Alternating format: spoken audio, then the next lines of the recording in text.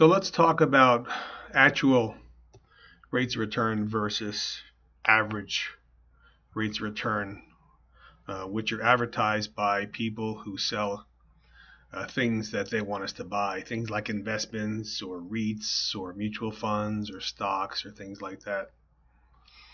Let's say that you were to get an investment that earns you 100% in the very first year. Let's say you started out with $1,000. You earned 100% in the very first year. That means you have $2,000 at the end of a year. Pretty simple, right? And now we lost 50% in the second year. We gained 100% in the third year. And we lost 50% in the fourth year. Now that would seem to us that that should be a zero rate of return because we started out with $1,000 and we ended up with $1,000. To me, that's no return at all. But look here at the bottom of the screen.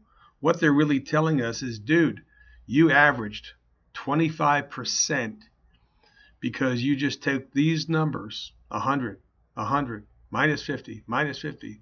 It totals up to 100. You divide it by 4, and that gives us a 25% average rate of return. But wait a minute, I didn't make any money.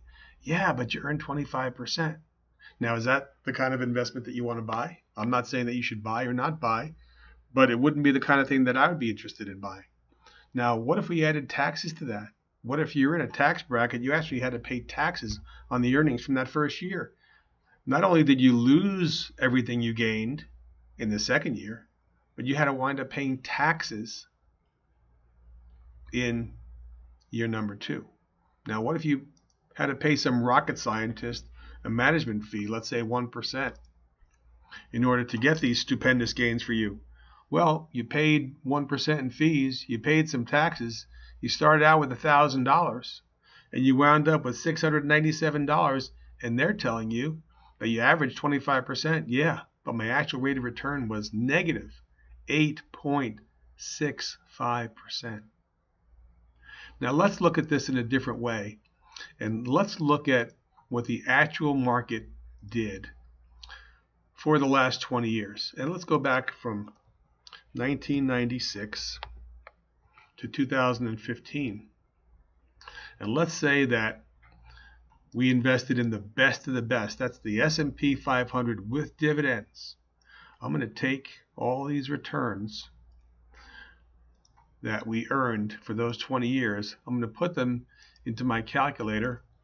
I'm going to go out 20 years. I'm going to put my earnings rate in. And I'm going to start out with $100,000. Now, remember, we're paying someone to manage this money. We're paying someone to give us advice, and we're probably paying taxes of some kind. What really happens here is, although the market says that it averaged 9.86%, what really happened was our actual return was 5.32% because we paid taxes and fees. We didn't get a tax credit for losses because most people don't have that kind of passive losses to take those credits. So we can't take credits for losses in most cases.